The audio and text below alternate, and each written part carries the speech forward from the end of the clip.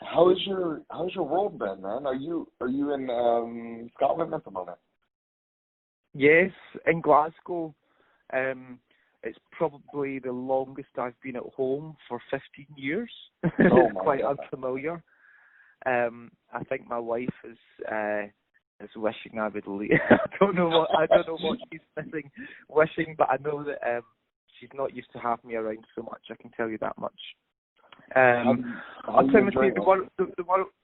I have to be honest in that. People talked about. The world's going through such a difficult moment that it's been pretty tough emotionally, thinking about how difficult it is for people.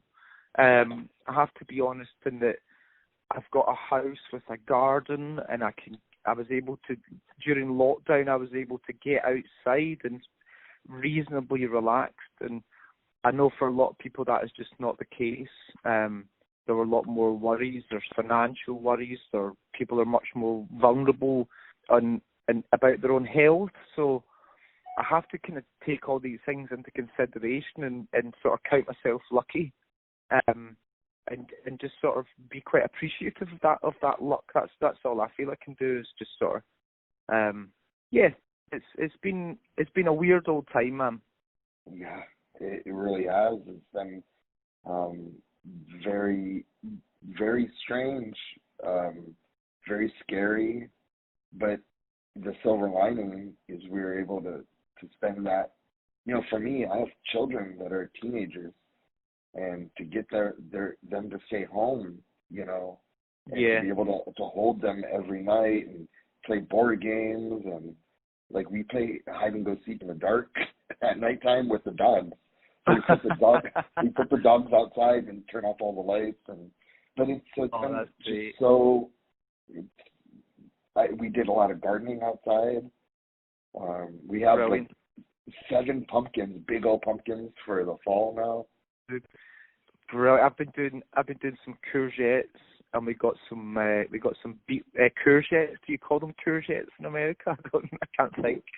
Zucchini. Sorry, zucchini. Zucchini and some beets. We've been doing some beetroot and some lettuce and things. So it's an interesting one, Timothy, isn't it? Because as much as the world is really struggling, I think you're still allowed to have your own moments of joy, be that with your children or be that with gardening, or you still have to have those moments to get yourself through. Otherwise, it's incredibly taxing emotionally. If you don't have any moments of joy, it's really incredibly difficult. I've noticed also maybe some cabin fever. Maybe 2 weeks ago, I started like getting more irritable, and I'm not sure if it's being around everyone so often or my diet, but I changed my diet and it's a lot better. Yeah, okay. Yeah, I've been fine. I think for me it's about having purpose. I have this phrase with my wife, which is "man completes task," and I feel good if I've got a task to do. I've got something to keep myself occupied mentally as well as physically. And I guess I alluded to that before. Usually we spend all of our time, and especially in the lead up to releasing a record, we're on the road, we're busy, it's kind of non-stop, and it's really quite strange to adjust to, we've got a record coming out next week, and I'm being at home, so it's really the oddest thing in the world, but it's nice. It's nice to talk to people around the world, and it kind of broadens your horizons a little bit, I feel, and kind of makes you think of other people, which I think is really important at these moments. I think you don't want to become too insular and sort of caught up in your own little world. Yeah, I definitely agree. I've listened to every single song of your album. And oh wow! I really enjoy it. I was in the sauna. I bought one of those like $100 saunas from Amazon, and okay. I was sitting in it yesterday, and because the gyms are all closed, And I was listening to your whole album, and it's really a journey, man. That is a journeyful album, with lots of different, like especially Cop Syrup. Oh my God, that is a journey. You don't know when you get to the end of that, you forget you forget where up and down is, but you definitely forget where you started. That's for sure. Yes. And I think you get to the end of that song, and then the album is only something like 43 minutes long, but it feels, in a good way, I hope, but it feels longer than that. It really does feel like a journey, and I think the band has got quite a lot to say musically still. I don't think on our 8th album we've kind of run out of ideas, or we're just trying to tread water. It feels like we've really managed to kind of continue to grow as a band, which is something I'm really proud of. Definitely music, like in Cop Syrup, the song, you have flutes, and I want to say violin, and it's just like you're on a cloud, a music cloud. I think it's meant to feel like a journey, Timothy. You know, I think so much life imitates art and vice versa, and the song, in a way, is about Simon's journey and our journey, his journey as a songwriter, and sort of getting to a moment where, you know, you go through a lot of shit, you take a lot of different influence from people, you take a lot of input from people, and eventually you're like, yeah, fuck everybody. I know what I'm doing, and suddenly you have a kind of moment of inner confidence, you know, and I think that's probably where you find the band at the moment, you know, out with the current scenario. I think we really feel confident moving on to our 8th album, that we've still got something to say. And it's been a journey, 25 years as a band, right? Around then, it was 24, 25 years? Something like that, give or take. What's a year or two between friends? What's the biggest hurdle that you guys had to overcome in your eyes? You know, because it's hard to keep a friendship for 25 years, nonetheless a business or a band. Yeah, I think, we started as friends. You know, we've been friends since we were 7 years old. Ben, the drummer, and I are twin brothers. Yeah. So we've never been friends.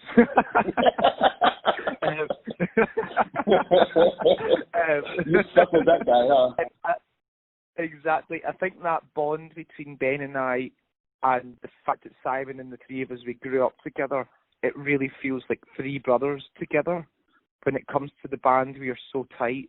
We're so tight as friends, and we really love each other and care about each other and grew up together. So I think all those things are really key to our survival as a band. And God knows we've been on our ups and downs like lots of bands, but over 25 years, there's definitely been some tough moments. You're asking about hurdles, and I think probably at times that's been a personal hurdle to get over, whether somebody's had an issue personally with the band. There have been some relationships that have been challenging. There's a couple that spring to mind that came to an end just moving on to this album, and that definitely informed the title, A Celebration of Endings, because we're talking about, you know, it's really difficult when a relationship ends. It's really tough, and you have a moment, you know, your head's down, you're really upset, and then when you get through the clouds, you celebrate at the end of it. You know, you realise that maybe it was a relationship that wasn't good for you, that was only nagging at you and bringing you down. So very much that idea that change can be a positive thing. It surrounds that idea of a celebration of endings, you know, and I think with the band, the hurdles have been many. The hurdles have been many, but if you're tight and you've got this brotherhood, then I think you can get over any hurdle that comes your way. Yeah, I agree. I've been doing this for a really long time. I mean, not really long time. I'm not even gonna bullshit you. I've been doing this for about 15 years, and I've been a music lover since I was a child. And very few albums, when you listen to it from front to back, have the same, make you feel the same as a movie. When I was a child, I remember I saw, or younger, I saw Power Rangers the movie when it came out. Okay, yeah. And after Power Rangers the movie, I was like, oh my God, I have to have more of this. As an adult, it was Dexter, a television program in the United States. Yeah, okay. And after I listened to your album, when Cop Syrup was over, I was sad. I was sad that my journey with you was over. And I've only felt that way about a few other albums, like Metallica Black Album, some 41, All Killer, No Filler. Yeah. My heart ached, and I was so happy. Fuck, I get to talk to James tomorrow, and so my journey continues for a little bit longer. Oh, you're quite an emotional guy, aren't you? That's so sweet to hear, man. That's really sweet.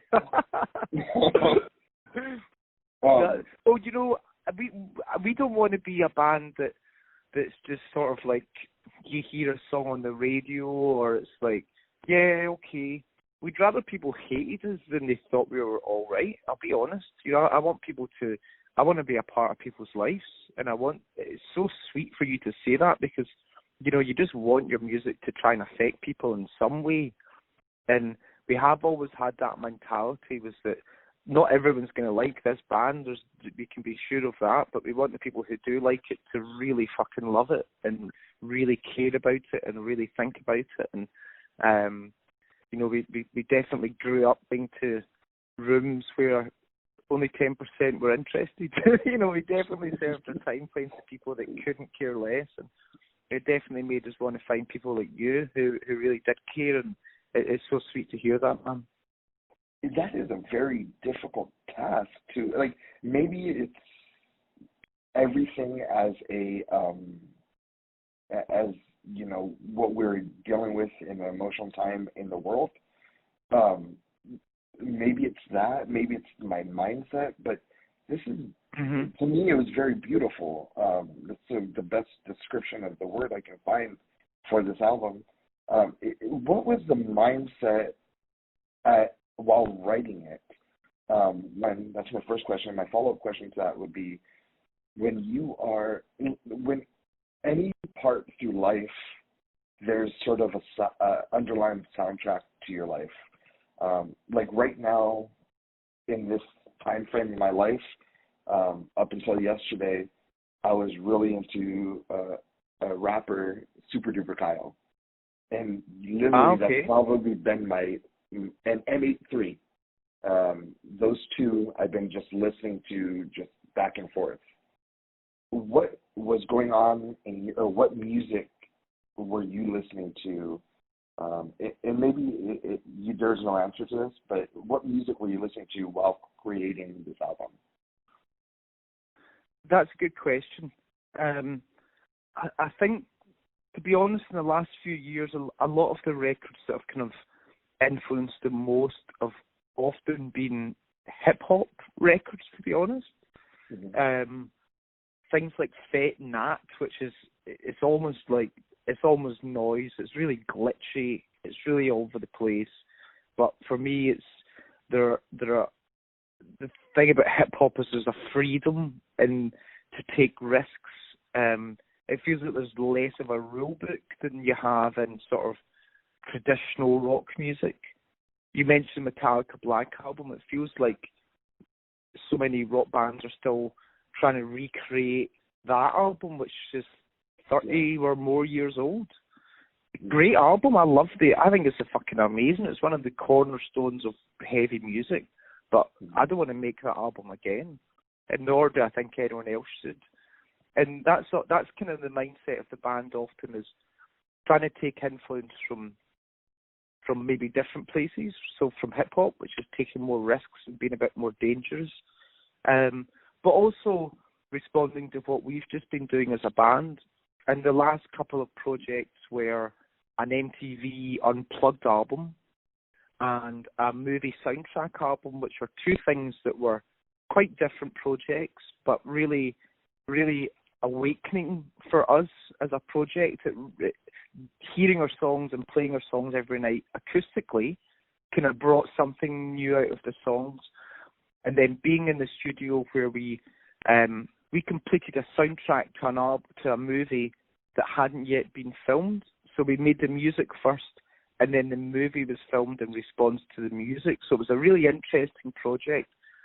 And it just kind of taught us again about the reckless abandon, the kind of naivety you should have as a band, and you should be having fun, trying to take risks, and not kind of stick to any convention. And that was sort of the mindset of the band at that point, musically at least, was that we got to be still having fun here and taking a few risks. I think a song like Instant History, which is a kind of synth-driven song, it's got a big keyboard line. Being a sort of band that grew up as a guitar band, that's quite a big risk for us.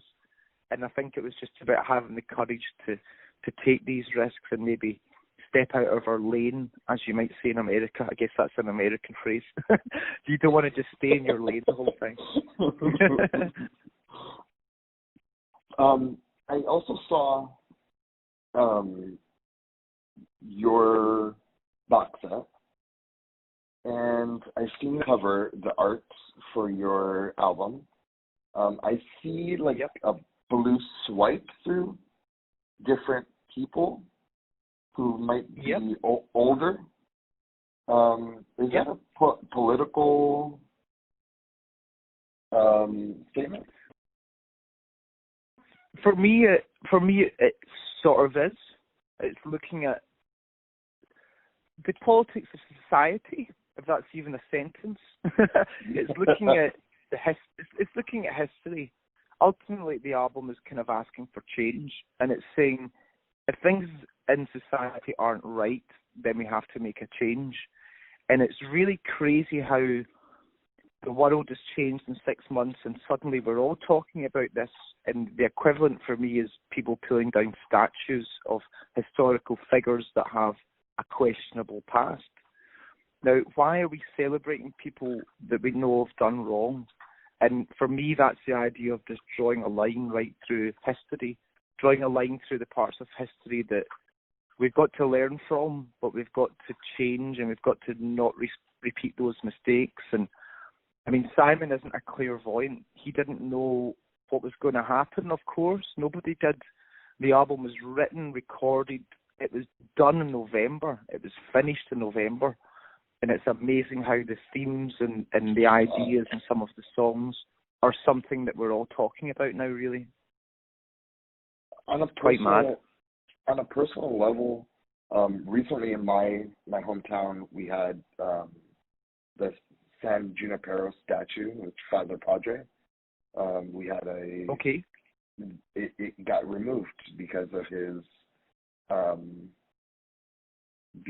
his involvement in murdering a bunch of Native Americans on our land that were here before. However, like, do you? And this is just a discussion. It's not really. I don't really have a side on it or anything. Sure. But just speaking in general, at that time in life, we had I'm a Catholic. Catholic Church. The Pope said, "Hey, we got to do this in the name of the Lord." Like, how far will this go back? I mean, is it going to? Because if you go to the ground level of things, it will. I mean, are we going to take away the church? Is that the next thing to go? Well, I'll just repeat what I said and try to skirt this gently, because I understand faith is a really important thing to so many people. And if it's a force for good, then why would you want to change that? If it's a force for evil, if in some ways people commit a heinous act in the name of their religion, then I don't agree with that. And at which point I would say, back to my previous line, if things aren't right, then you have to change them. So it's a difficult one, Timothy. Yeah. How far back do you go? Do you know? But I do know that 6 months ago I would have been absolutely petrified to even have this conversation for risk of upsetting people. Mm-hmm. Now I feel like we all have to be a bit more tolerant of other people's views, and also, if you do have an opinion, don't be too afraid to share it. Now, I think the world is full of opinions, that is part of the problem. Yeah. But I know I've been often personally kind of standing by and often being too scared of saying what I thought was right because I was scared of offending somebody. But now I definitely feel like if I have a strong opinion about something, I'm not going to be too scared to share it, because I just feel like it's got to my time in life where I feel that that's a change that's occurred within me, really.